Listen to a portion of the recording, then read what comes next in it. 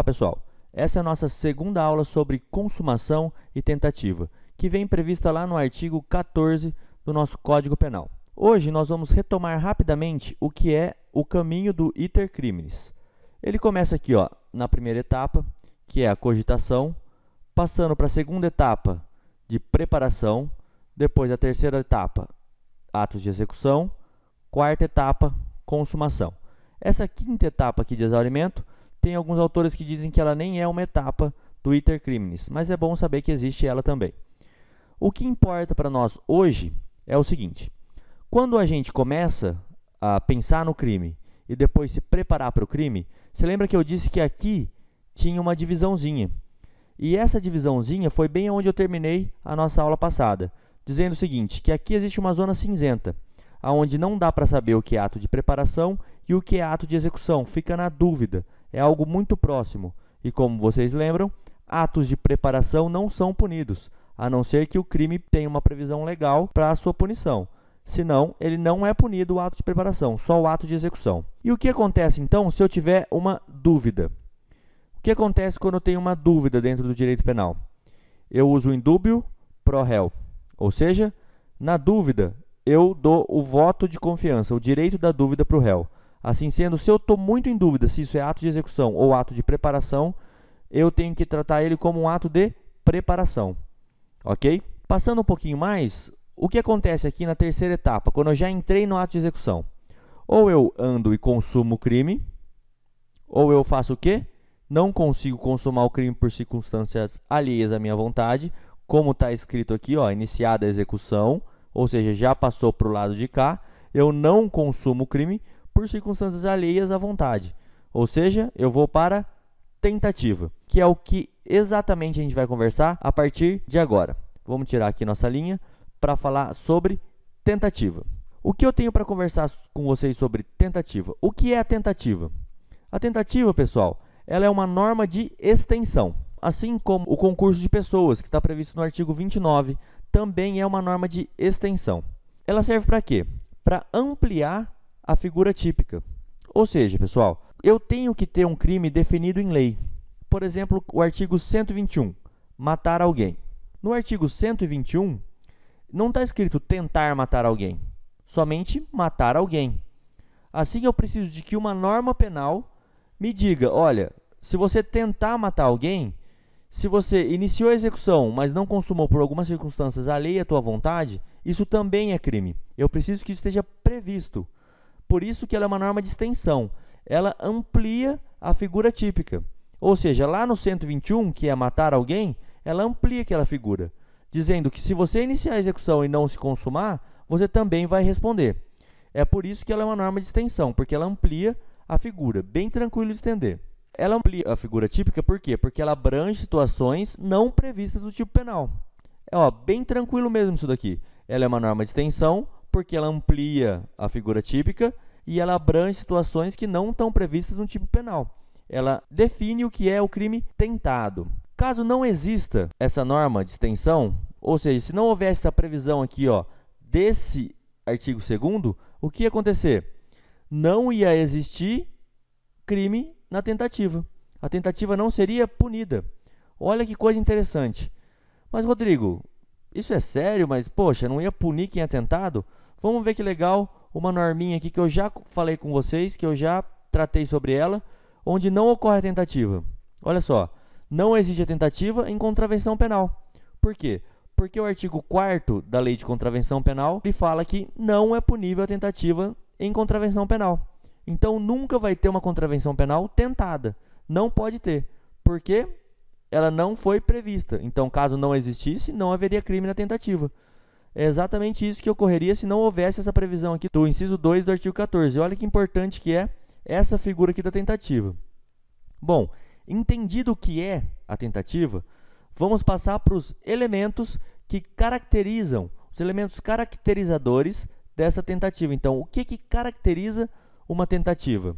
São 3 elementos que eu posso dizer para vocês aqui que caracterizam uma tentativa. O primeiro deles é uma conduta dolosa. Olha que importante, uma conduta dolosa. Por quê? Porque crime culposo não admite tentativa. Então, eu tenho que ter a vontade de praticar o crime. E olha como isso é fácil de entender. Eu não posso não consumar um crime por circunstâncias alheias à minha vontade se eu não tenho a intenção de praticar aquele crime. Eu estou cometendo ele por uma imprudência, uma imperícia ou uma negligência, ou seja, um crime culposo. Se eu não tenho a vontade de cometer aquele crime, se eu não tenho o dolo, eu não posso tentar cometer uma coisa que eu não tenho vontade.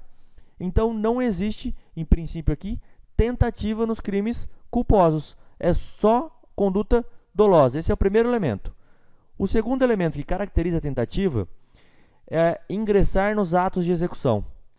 Por quê, pessoal? Acabei de falar para vocês. Se eu estou no ato de preparação, não é crime. Eu preciso ingressar no ato de execução. Aquilo que eu estou fazendo precisa ser ato de execução. Senão, não vai ser considerado tentativa. Por quê? Porque se ficar nos atos de preparação, os atos de preparação não são puníveis, a não ser naquela exceção que eu já tratei com vocês. Então, essas duas coisas precisam acontecer, conduta dolosa e ingressar nos atos de execução. Se eu tenho essas duas coisas, eu vou para o terceiro e último elemento caracterizador da tentativa. Qual que é ele?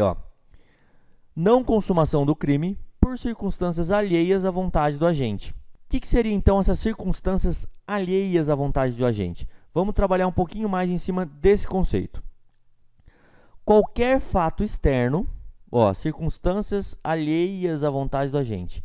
Ele é qualquer fato externo que, de qualquer modo, influencie na interrupção da execução. Essas circunstâncias alheias é isso. Qualquer fato, qualquer coisa que, de qualquer modo, influenciar na interrupção da execução, ele vai ser umas circunstâncias alheias à vontade do agente. Não importa aqui, pessoal, se o agente conseguiu esgotar todos os meios que estava à sua disposição e foi impedido por alguém, ou se ele foi interrompido durante a execução do crime. Não importa aqui se ele deu 10 tiros em alguém e foi embora achando que aquela pessoa já estava morta e isso não se consuma, ou mesmo se ele dá 2 tiros e alguém já tira a arma da mão dele.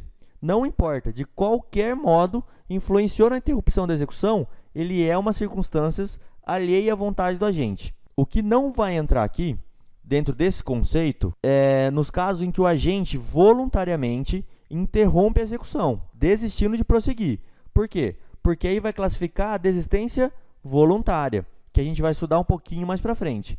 Ou então, quando ele vem a impedir a produção do resultado, mesmo depois de praticar tudo aquilo que estava a seu alcance para chegar à consumação do delito, ou seja, o arrependimento eficaz. Então, nesses dois casos, se ele desiste voluntariamente de prosseguir, ou se ele se arrepende e evita o resultado, ou seja, tanto na desistência voluntária ou no arrependimento eficaz, não vai configurar a tentativa. Isso a gente vai estudar um pouquinho mais para frente, porque está nos artigos para frente. Mas, tirando essas duas hipóteses, de desistência voluntária e do arrependimento eficaz, ele vai configurar a tentativa quando qualquer fato externo influenciar na interrupção da execução. Isso ficou bem claro porque é isso que define a tentativa. O que a gente vai falar agora é um pouquinho de ingressar nos atos de execução. O crime admite a tentativa quando puder fracionar o iter criminis. Eu acabei de pôr o iter criminis aqui para você. Quando eu posso fracionar ele, ou seja, quando dá para dividir o iter criminis, quando eu posso ter fase de execução, fase de preparação, fase de consumação, vai haver tentativa. Quando eu não puder, vamos ler o contrário isso aqui, Quando eu não puder fracionar o iter criminis, o que vai acontecer? Não vai existir a tentativa. E é sobre isso que eu quero conversar um pouquinho agora com vocês. Sobre os crimes que não admitem tentativas. Tá? Crime que não admite tentativa. Eu posso trazer um rol para vocês aqui de crimes que não admitem tentativa. Vamos falar um pouquinho de alguns que eu selecionei aqui. E alguns têm algumas peculiaridades, porque isso é em tese, tá? Tudo no direito duro que é isso, é em tese. Mas quais são os crimes que não admitem a tentativa, que não dá para ser tentado? O primeiro exemplo que eu posso dar para vocês é de crime habitual. Por quê? Porque o crime habitual é aquele que precisa de alguma habitualidade, ou seja, precisa de uma sequência para que possa haver o crime. Para chegar à consumação dele, é preciso que o agente pratique de forma reiterada e habitual a conduta descrita no tipo. Vou dar um exemplo para vocês. Caso de prostituição, o rufianismo previsto no artigo 230, o curandeirismo previsto no artigo 284 e assim por diante. Então, esses crimes, como eles precisam dessa reiteração, ou a gente vai cometer a série de condutas necessárias, ou ele não vai cometer isso e é típico crime, não é crime. Então, não tem como ter tentativa, porque ou ele é habitual, ou ele comete essas condutas habitualmente, ou isso não é punido. Só que qual que é o problema aqui dos crimes habituais? Ó, nós temos um grande problema aqui, vou pôr até uma luzinha vermelha. Existem doutrinadores, por exemplo, o Mirabete, que é um grande doutrinador de penal, que ele fala que, como regra, o crime habitual não admitiria tentativa. Porém, tem algum caso que dá para a gente pensar em tentativa. Por exemplo, se alguém, sem ser médico, instala um consultório e é detido na primeira consulta, ele foi lá, montou o consultório, tudo bonitinho, e na primeira consulta dele, ele já é detido. Isso caracteriza algum crime aqui de exercício ilegal da medicina? Na verdade, poderia se pensar uma tentativa, porque o crime teria que ser habitual. Ele teria que fazer isso de maneira habitual, e ele não está fazendo. Então, poderia existir uma tentativa. A doutrina diverge bastante com relação a isso. Então, crime habitual, em regra, não admite tentativa. Vamos para o próximo. O crime préter-doloso. Vixe, agora complicou, né? Não, é bem fácil. O que é um crime préter-doloso? É quando a conduta do agente, ele vem com dolo. Vamos pensar aqui na lesão seguida de morte. Ó, eu quero lesionar, eu tenho a vontade de lesionar. Porém, eu dou um soco em alguém, essa pessoa ela vai andando para trás, tropeça, cai e morre porque tinha uma faca no chão e pegou no pulmão dela. Ou seja, eu atuei com a vontade de dar o soco na cara e lesionar. Porém, a pessoa cair, tropeçar e cair em cima da faca foi uma conduta imprudente minha, que deu um soco nela num local perigoso, e por isso eu vou responder com culpa no resultado. Dá para entender bem claro esse exemplo? Ó, eu tenho a vontade de lesionar, porém, lesão seguida de morte. Qual é o resultado? A morte. Eu queria a morte dele? Não. A morte dele veio por uma conduta culposa. Então, olha que fácil de entender. Crime culposo não admite tentativa. Então, por isso, um crime préter-doloso, ou seja, que tenha vontade no início, mas tenha culpa no final, não admite tentativa. Se não houver o resultado, não há que falar em crime culposo.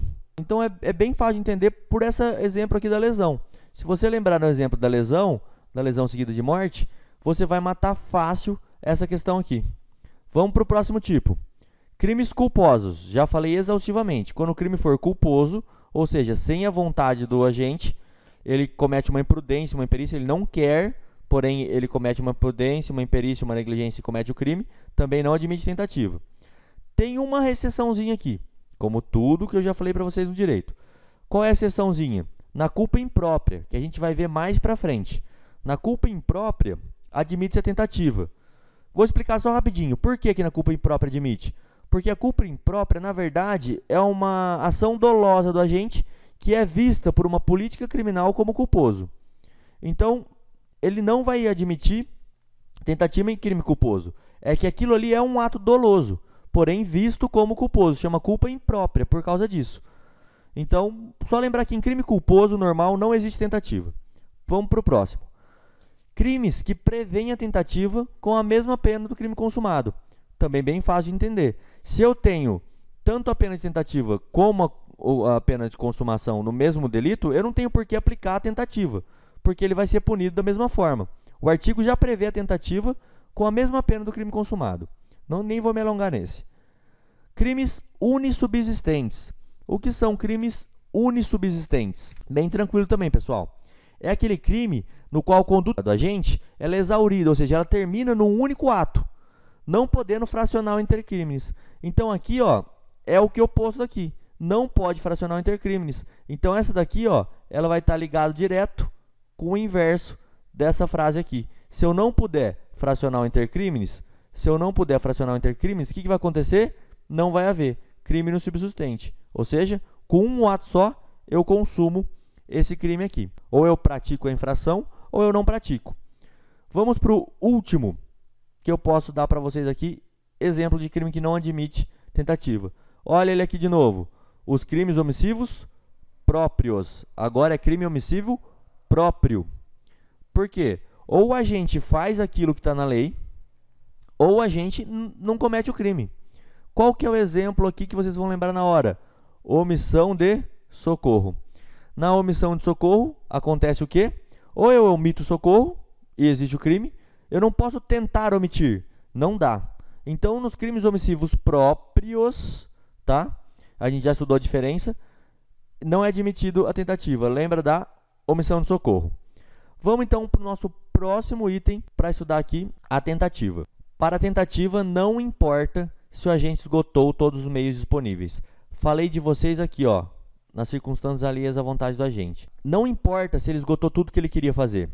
Por que eu trouxe de volta esse assunto? Porque aqui tem uma classificação doutrinária importante para a gente estudar, que é a seguinte: tentativa perfeita, também chamada de acabada ou crime falho. O que é essa tentativa perfeita, acabada ou crime falho? É quando a gente esgota todos os meios que possui. Você lembra que eu conversei com vocês já aqui, ó, aqui embaixo que eu falei para vocês, que não importa se ele fez tudo o que ele podia ou se ele parou, alguém parou ele na metade? Então, quando ele faz tudo o que ele pode dentro da tentativa, ele esgota tudo o que ele tinha para fazer, o que vai acontecer? Vai ser chamada de tentativa perfeita ou acabada. Bem fácil, ó, o nome ajuda a gente bastante. Ou crime falho. O nome é bem esclarecedor aqui para a gente. Tentativa perfeita, quando o agente faz tudo o que ele pode, mas mesmo assim, por uma circunstância alheia à vontade dele, não se consuma o delito. E qual que é a outra modalidade então, galera? É a tentativa imperfeita, ou também chamada de inacabada. Já dá para perceber o que é, né? É bem fácil. É quando o agente é interrompido durante o ato de execução. Vamos dar um exemplo para ficar fácil. Na tentativa perfeita, eu dou 15 tiros em alguém e minha arma tem 15 balas. Eu falei, bom, agora essa pessoa está morta e fui embora. Alguém vem, leva essa pessoa para o hospital e ela não falece. É uma tentativa perfeita, eu esgotei tudo que eu podia. E na imperfeita? Na imperfeita eu dei 2 tiros, alguém me segurou. Não deixou eu acabar meus atos de execução. E aí a pessoa não morre por conta disso. Então é inacabado, é bem tranquilo, tá? Mas você pode estar se perguntando, tá, e se eu der 15 tiros e ainda querer continuar e alguém me parar? Ó, olha que dica importante. Isso tudo é na visão do agente, tá? Se o agente queria dar 1 tiro e falou, bom, essa pessoa faleceu com 1 tiro e ele foi embora, é uma tentativa perfeita se ela não falecer. E se ele der 1 tiro e alguém impedir ele, é uma tentativa inacabada. Como que eu vou saber isso? Analisando o ato de execução. Se o ato de execução chegou até o final na visão do agente, ela é perfeita. Se não chegou, imperfeita. Bem tranquilo também. Vamos para o nosso próximo tópico sobre tentativa. Crimes complexos. Como que funciona a tentativa nos crimes complexos? Todo mundo de cabelo em pé. O que é crime complexo? Bem simples, pessoal. Quando tem fusão de 2 ou mais tipos penais. Me dá um exemplo, Rodrigo. Roubo. O roubo é um exemplo perfeito. Por quê? Porque dentro do roubo eu tenho o furto, posso ter um crime de ameaça e posso ter um crime de lesão. Eu posso ter tudo isso dentro do crime de roubo. Então, ele é um crime complexo. Ah, mas como funciona, então, a tentativa dentro do crime complexo? Fácil também, pessoal. Vai ocorrer a tentativa quando não são preenchidos todos os elementos que compõem o tipo penal. Ou seja, se no roubo eu não conseguir fazer a subtração, só fizer a ameaça, ele vai ser tentado, porque eu não preenchi todos os elementos que compõem aquele crime complexo. Ah, Rodrigo, isso é muito fácil então? Sim, porém o pessoal sabe complicar as coisas. Como eles complicaram aqui esse artigo? Pessoal, existe uma exceção. Vamos até pôr ela vermelha aqui, ó. Exceção. Alertinha aqui para vocês. É o crime de latrocínio. Por quê? Latrocínio é um crime complexo, tá? Você tem o homicídio mais o roubo. 2 crimes aqui juntos. Ah, então é simples. Se eu não consumar um deles, o crime é tentado.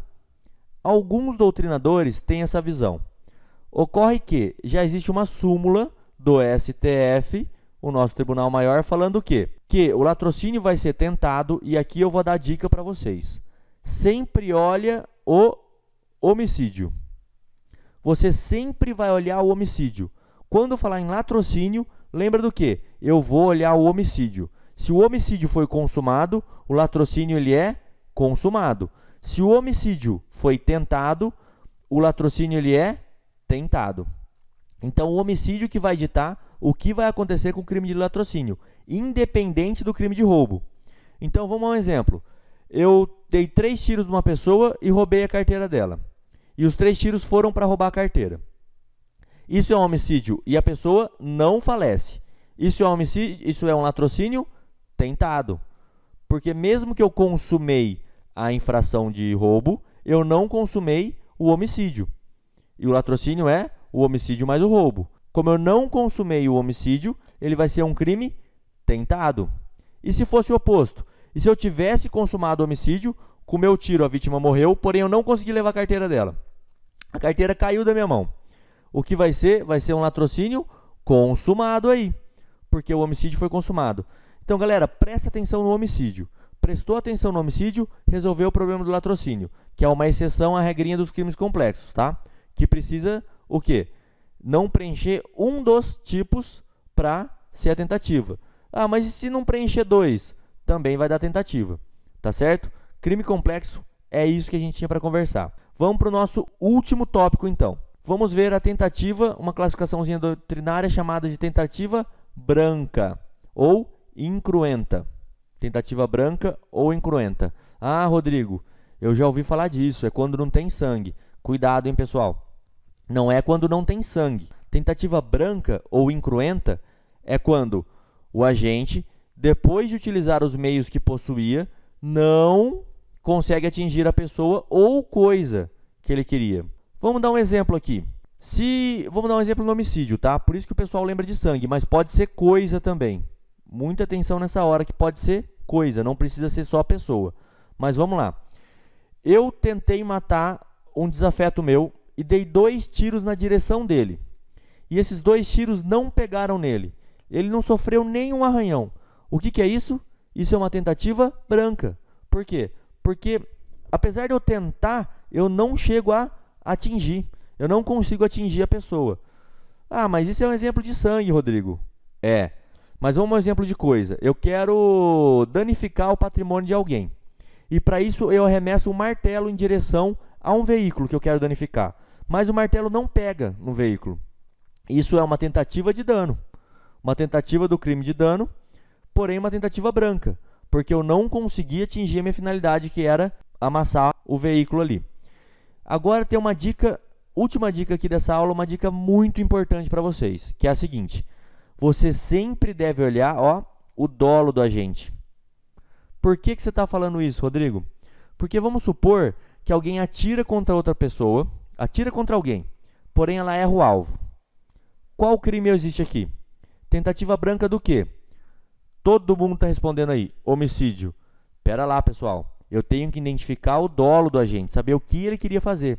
Porque sem identificar o dolo do agente, eu não posso concluir se ele desejava matar, ou seja, artigo 121, homicídio, se ele desejava ferir só, ou seja, artigo 129, que é a lesão, ou se ele tão somente queria expor a vida de terceiro a perigo, artigo 132. Olha que coisa, eu atirei na direção de alguém, porém errei o alvo. O que eu queria? Eu queria ferir essa pessoa? O tiro foi na perna? O tiro foi no braço? Aonde que eu queria acertar? Ou não? Não, eu só queria expor ela a risco, eu não queria acertar ela. Eu atirei na direção dela, porém não queria acertar. Ou eu queria realmente acertar e queria ceifar a vida dela. Então toma cuidado aqui, hein? Para eu saber qual tentativa de qual crime ele vai responder, eu tenho que olhar sempre o dolo da gente. Pessoal, vou terminando aqui mais uma aulinha de consumação e tentativa. A gente ainda tem coisa para conversar sobre isso, porém eu vou fazer em outra aula porque já está ficando bem extensa, nossa lousa já está completamente cheia. Vou deixar aqui então para vocês o link, quando estiver pronto, da próxima aula, o link da aula anterior e um vídeo do nosso parceiro aqui da MCN Advogados também, se vocês quiserem dar uma olhadinha nos vídeos que eles estão fazendo, que são bem legais. Além disso, vou deixar 2 links para vocês, tá? O primeiro link, ele é um link para vocês se inscrever aqui no canal e ter em primeira mão todas as aulinhas que saem, todas as nossas novidades. E o segundo link que eu vou deixar para vocês é o link de todas as aulas de penal geral, para que vocês possam acompanhar artigo por artigo. Muito obrigado pela atenção, pessoal, e até a próxima.